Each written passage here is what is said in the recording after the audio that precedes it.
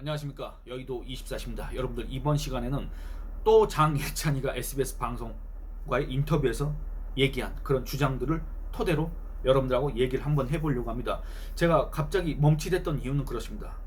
아무리 그렇다고 해도 장예찬 같은 자를 놓고서 이렇게까지 시간을 들이고 이렇게까지 여러분들하고 얘기를 해야 되느냐, 갑자기 현타가 와서 갑자기 멈칫했습니다만, 여러분들, 장예찬이란 자가 중요한 게 아니라 장예찬 뒤에 있는 사람들이 중요하지 않습니까? 장예찬 뒤에 있는 사람들이 내놓는 그런 논리들이 너무나도 비논리적이고, 논리인데 논리가 없다, 그 말입니다. 그야말로 비논리적이고 비상식적이고, 그야말로 우리 국민의 공감을 얻지 못할 그런 주장들을, 정말 뭐랄까, 이런 공격들이 정말 효과가 있을 것이다 라고 그런 신뢰, 기대, 그런 것들을 하면서 하는지, 정말 그거에 대해서 근본적인 의문이 제기될 수밖에 없는데, 그냥 이렇게 주장을 늘어놓지 않습니까? 그러니까 장예찬이라는 이 화자 스피커보다 그 뒤에 있는 배우 세력, 배우 인물, 이런 사람들을 비판하기 위해서 결국에는 장예찬이가 늘어났던 그 주장들을 토대로 여러분들하고 얘기를 할 필요가 있다. 먼저 그거에 대해서 말씀을 드리면서, 그럼에도 장예찬 같은 자를 놓고 이렇게까지 얘기를 할 필요가 있느냐라고 이렇게 조금 불만이신 분들한테 먼저 양해를 부탁드리도록 하겠습니다.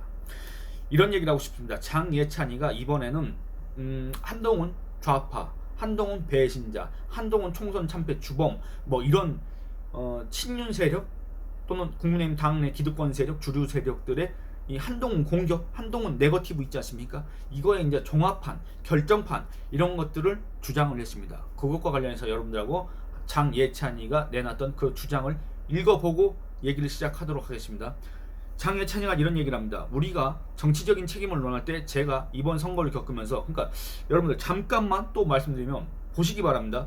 우리가 정치적인 책임을 논할 때, 그뭐 뒤에 이 얘기하고 이어져야 될 거 아닙니까? 근데 갑자기 제가 이번 선거를 겪으면서 대체 뭔 소리를 하고 앉아 있는 겁니까? 이게 자기 나름대로는, 또는 그 친윤 세력 일각에서는 말 잘한다고 내세운 이 장예찬이의 화법이 이 정도고 화술이 이 정도입니다.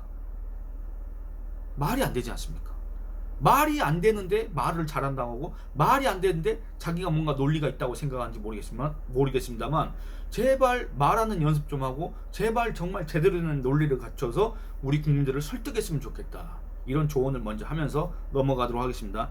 제가 이번 선거를 겪으면서 느낀 건, 사람을 다 내려놓고 데이터 가지고 얘기했으면 좋겠어요 라고 합니다. 여러분들, 제가 이전 영상에서 장예찬이가 이 인터뷰에서 데이터를 4번이나 강조했다고 말씀드렸지 않습니까? 근데 여기서도 그 데이터를 운운하고 앉아 있습니다. 저도 장예찬이한테, 또는 장예찬 뒤에 있는 사람들한테 데이터 가지고 얘기를 했으면 좋겠다. 막연한 상상, 추측, 망상 갖고 얘기를 안 했으면 좋겠다. 그거는 정말 국민에 대한 무례다.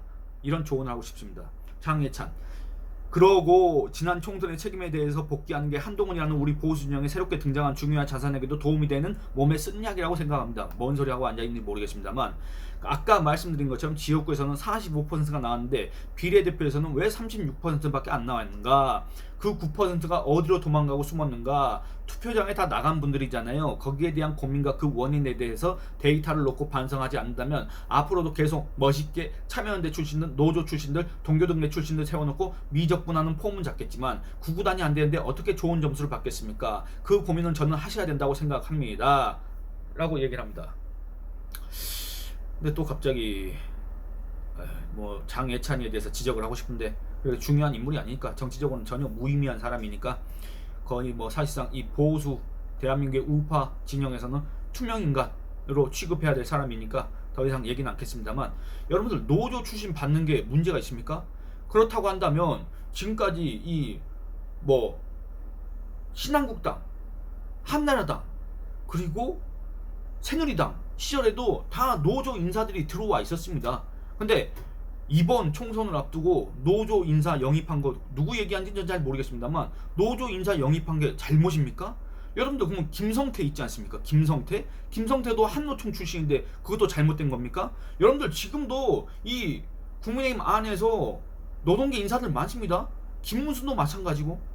근데 이게 잘못된 겁니까? 그리고 동교동계? 여러분들, 동교동계 출신들도 마찬가지인 게, 과거에 김대중을 따라다녔다고 해서 이제 동교동계라고 얘기하는 것 같은데, 이 동교동계도 문재인에 대해서 반대하고, 그 다음에 정말 이 대한민국의 정상화, 대한민국의 법치 회복, 그리고 이 국민을 착취하고 약탈하는 이 범죄 집단과 같은 이런 정치 세력들 갖다가 심판하는데 뜻을 같이 한다고 한다면 분명히 그 과거에 김대중을 따라다녔어도, 그리고 또 이 사람들이 그 김대중의 대북관에 대해서도, 대북 정책에 대해서도 비판적인 생각을 갖고 있다고 한다면 얼마든지 받아들일 수 있습니다. 그렇지 않습니까? 아니 저는 이게 너무나도 어이가 없는 게, 그러면은 윤석열 대통령 옆에 있는 김한길은 어떻게 되는 겁니까 여러분들? 너무나도 이상하지 않습니까? 저는 이 장예찬이를 비롯해서 친윤이라고 하는 자들의 논리가 너무나도 빈약한 거를 제가 맨날 지적하는 이유가, 이렇게 공격을 하면 할수록 결국에는 윤석열 대통령을 공격하는 것밖에 안 됩니다. 안 그렇습니까? 여러분들 장성민이 있지 않습니까? 장성민도 사실상 동교동계입니다. 장성민도 김대중 따라다녔습니다. 그러면 장성민을 가까이 둔 윤석열 대통령은 또 어떻게 되는 겁니까? 아니 그러니까 대체 누구를 비판하고 누구를 공격하는 건지 장예찬이는 앞에 항상 그 목적어를 얘기를 했으면 좋겠다 그 말입니다. 왜냐 그게 없으면은 대체 누구를 공격하는 건지, 장예찬이가 설마 그렇게 자기를 자기가 주군이라고 모셨던, 자기가 정치 참모라고 그렇게 내세웠던, 자기가 호가 호의에 그거 했던 윤석열 대통령을 지금 드디어 공격하는 건가? 이런 오해의 착각을 자초할 수 있는 발언이기 때문에 이런 것들에 대해서는 정확하게 얘기를 해야 된다.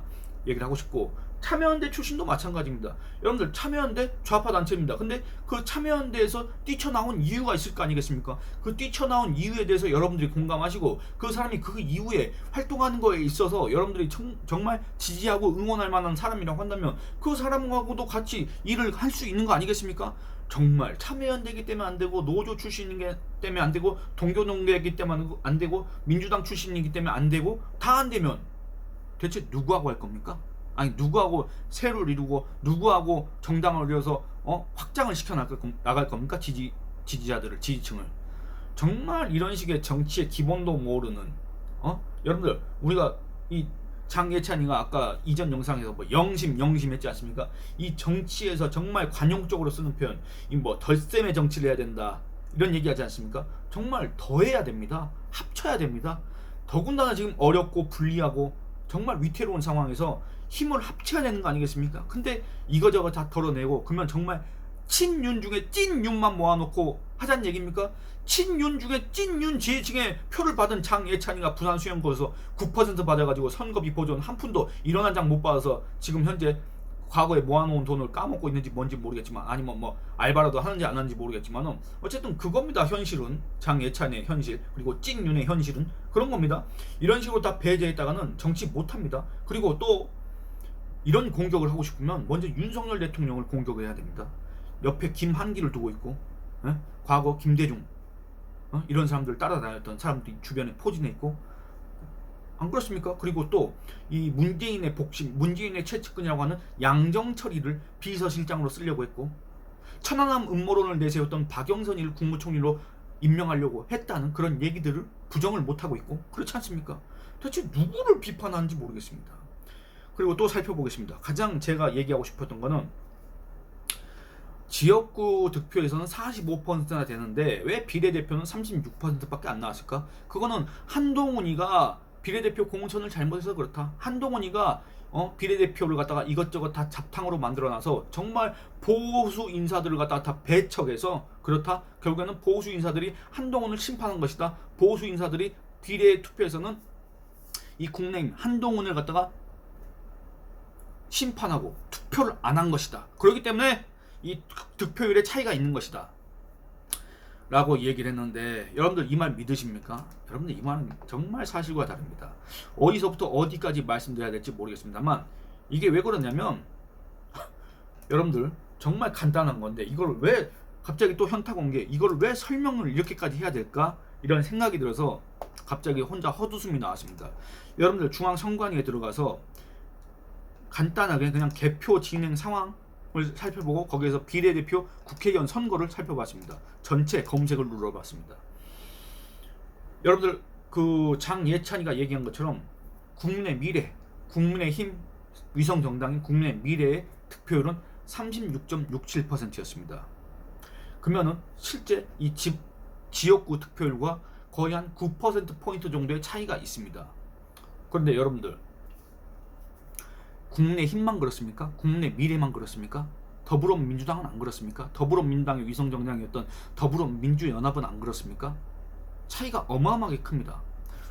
여러분들 더불어민주연합의 득표율은 26.69%입니다. 26.69입니다. 그러면은 더불어민주연합의 연합 그리고 더불어민주당 지역구 비례대표 이 득표율 차가 훨씬 더 큽니다. 비교가 안 됩니다. 국민의힘하고는. 근데 왜 여기에 대해서는 사람들이 얘기 안 할까?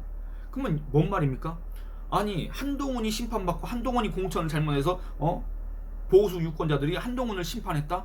라고 한다면 저쪽은 좌파 유권자들이 이재명을 심판한 겁니까? 그렇지 않습니다. 여러분들 정당들이 너무나도 많기 때문에 보시면은 이 과거 같으면 더불어민주연합 21대 총선에서는 더불어 시민당이 갖고 가야 될 그 목이었는데 이번에서는 더불어민주연합과 그 다음에 뭐 녹색 정의당도 있을 것이고 그 다음에 새로운 미래도 있고 그 다음에 심지어는 개혁신당 뭐 여기는 어딘지 잘 모르겠습니다만 조국혁신당이 24.25% 거의 뭐 더불어민주연합과 비슷한 정도의 득표를 올렸습니다. 다시 한번 말씀드리면 조국혁신당, 새로운 미래 이런 정당에서 다 합치면은 26%를 갖고 갔습니다. 더불어민주연합과 조국혁신당, 새로운 미래 이렇게 합치면 42% 가까이 됩니다. 43% 가까이 됩니다. 그렇기 때문에 더불어민주연합의 비례대표 득표율이 27% 이하로 떨어진 겁니다. 그리고 국민의 미래도 마찬가지입니다. 국민의미래도 국민의힘이 지역구에서 45% 득표를 했지만 국민의 미래는 36.67%, 37%를 득표했습니다. 그러면 차이가 얼마입니까?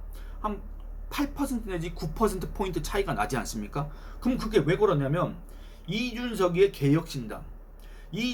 개혁신당은 과거 미래통합당 시절에 유승민을 따라와서 여기를 지지하고 있다가 이번엔 떨어져 나간 세력들, 과거에는 미래통합당을 찍었던 세력들, 과거에는 미래한국당을 찍었던 세력들이 지지층이 떨어져 나갔기 때문에 개혁신당, 이준석당, 그리고 자유통일당 있습니다. 그리고 그 밖에 여러분들 많습니다. 이런 식의 보수적인 색채를 띠는 정당이 많습니다. 뭐냐? 가가호호 공명선거 대한당, 반공정당 코리아, 그 다음에 공화당, 국가혁명당 뭐 이런 식으로 많습니다. 그렇기 때문에 이런 정당들이 뭐 0.2%, 0.2% 이런 거 받은 거 다 합치지 않습니까? 그럼 결국에는 얼마냐면은 개혁신당 그리고 자유통일당 이렇게 합치면은 대략 이게 한 7% 내에서 8% 정도 됩니다. 저 뒤에 나온 군소정당들까지 다 합치면은 거의 9% 가까이 될 겁니다. 그러니까 이게 계산이 딱 들어맞습니다. 여러분들 그러니까 국민의힘은 지역구 득표율이 45%인데 국민의 미래는 37%밖에 안 되니까 이거는 결국에는 한동훈이가 비례대표 공천을 잘못한 거고 한동훈이 뭐 여기저기 좌파 인사들을 다 끌어들이고 오고 결국에는 기존에 있던 보수 인사들을 다 내쳐서 보수 지지층이 한동훈이에 대한 그 공천 거기에 대해서 불만을 갖고 한동훈이를 심판한 거다. 이렇게 얘기하는 거는 그야말로 말도 안 되는 그야말로 이 선관위 데이터하고는 전혀 거리가 먼 그야말로 장예찬이가 얘기했던 데이터를 갖고 얘기한다고 하는 그것과는 전혀 배치되는 정말 허황된 허무맹랑한 주장이다. 정말 국민한테 무례한 주장이다. 궤변이다. 이렇게 얘기할 수가 있겠습니다. 안 그렇습니까? 여러분들 그런 식으로 한다면 더불어민주연합 이재명은 한동훈보다 어떻습니까? 정말 3배, 4배 더 심판을 받았다. 이렇게 얘기를 할 수가 있습니다. 근데 그런 얘기 한 사람이 있습니까? 없지 않습니까? 근데 왜 국내의 친윤 세력들은 또는 한동훈을 비판하고자 하는 세력들은 인사들은 꼭 이런 말도 안 되는 소리를 지금까지 또 하고 앉아 있을까? 아니 뭔가 좀 새로운 논리를 개발했으면 좋겠다. 아니 한동훈 공격하는 거 다 좋은데 노력을 좀 했으면 좋겠다. 정말 이런 뻔한, 정말 이런 수준 낮은, 정말 이런 한심한 주장들을 그만했으면 좋겠다. 정말 효과적이고 효율적이고 정말 타격감 있는 공격을 하지 못할 거라 한다면 가만히 있어라. 이런 충고를 하고 싶습니다.